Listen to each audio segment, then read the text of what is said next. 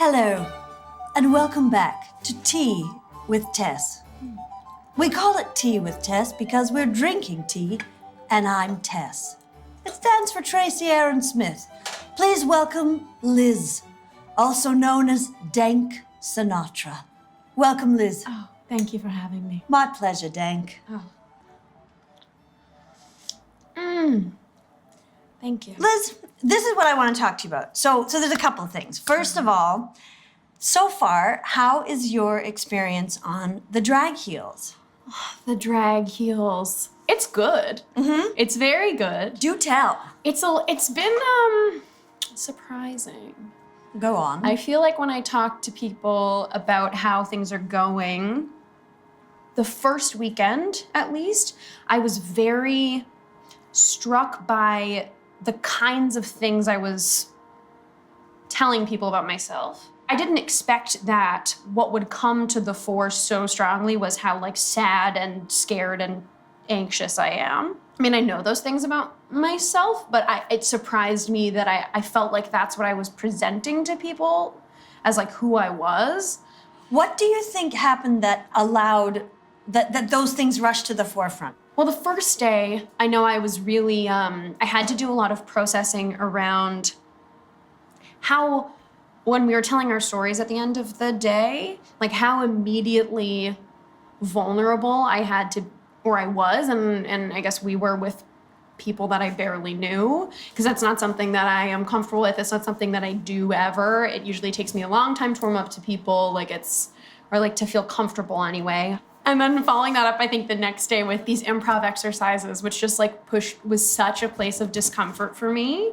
And the things I was telling myself after that about myself and that whole process, I guess it's just really out of my comfort zone. And it was happening in such a public way that I was oh God, it's all happening now. And I'm so scared. It felt very intense right at the beginning. But it's not feeling like that now. What is it feeling like now?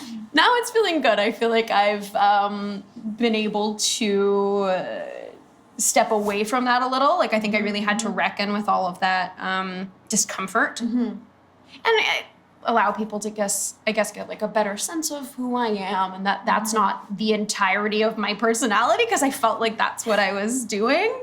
When you kind of lead with all that stuff, well, there it is. And now let's get on with life and do what we came to do. Mm-hmm. It's good. Then there's no energy wrapped up in concealing, hiding, pretending, fixing. It's so exciting. Yeah, it is exciting. So what has really come to my attention with you, watching you on stage, especially in the exaggerated self exercise, is what I think you personified so well is this dichotomy with performers of your shy, insecure, sad, tiny self, and then when you were sitting behind the stool, and then what I witnessed today in your 60 seconds of lip syncing and choreo was you are an incredible performer.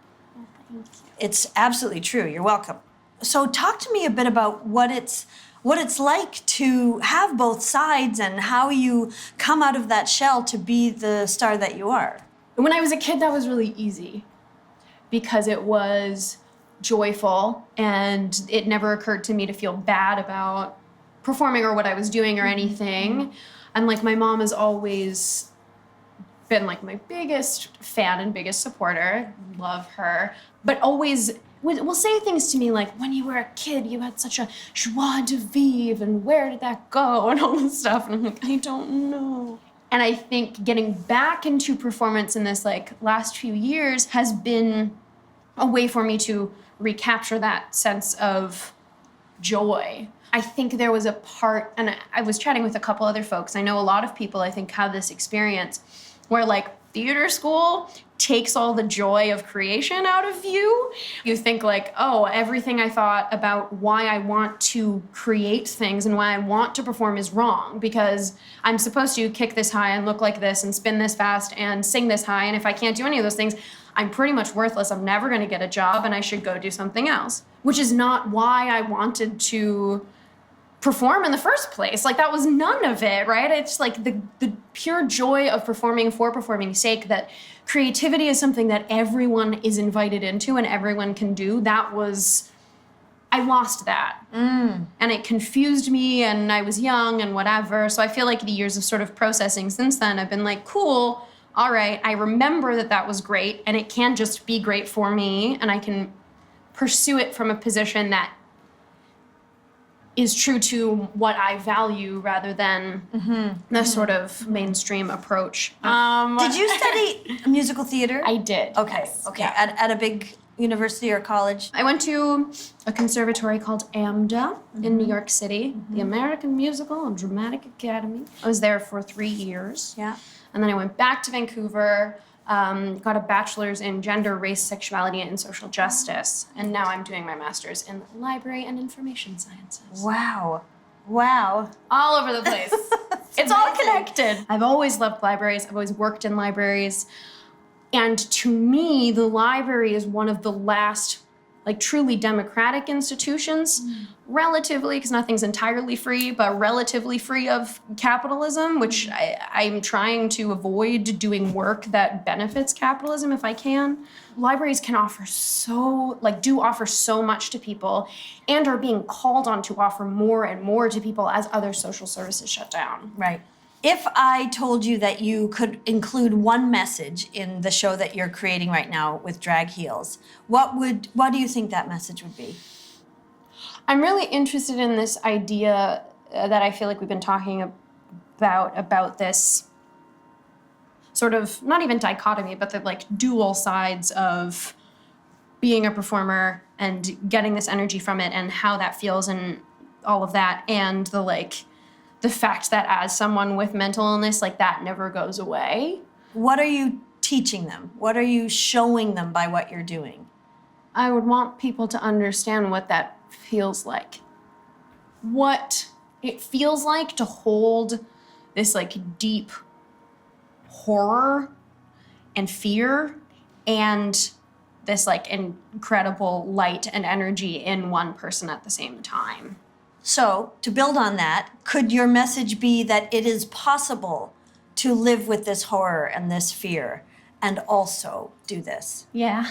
Because you are the living evidence of that. Uh-huh.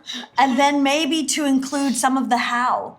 Because honest to God, people watch shows like this hoping that someone will share the secret they've learned about life. And if you've learned how to live with horror, as you say, and fear, and the light and beauty and grace that you bring to the stage, people are going to want to know how you've done that.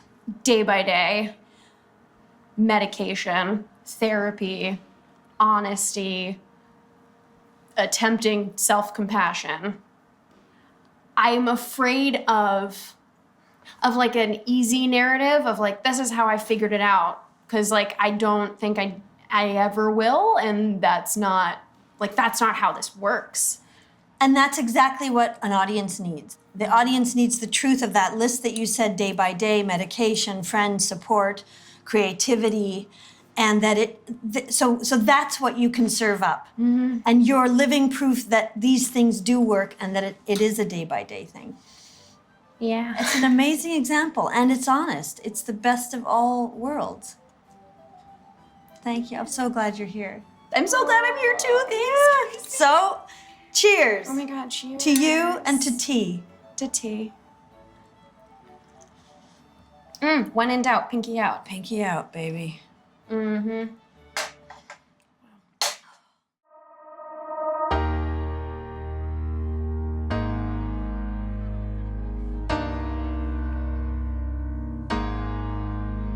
They say there's no doing it on your own. Got you thinking you're all alone. Hold up, step back, breathe in, I'm here, play. Take a second to look around. It's starting to turn up now. All night, working hard like your body's on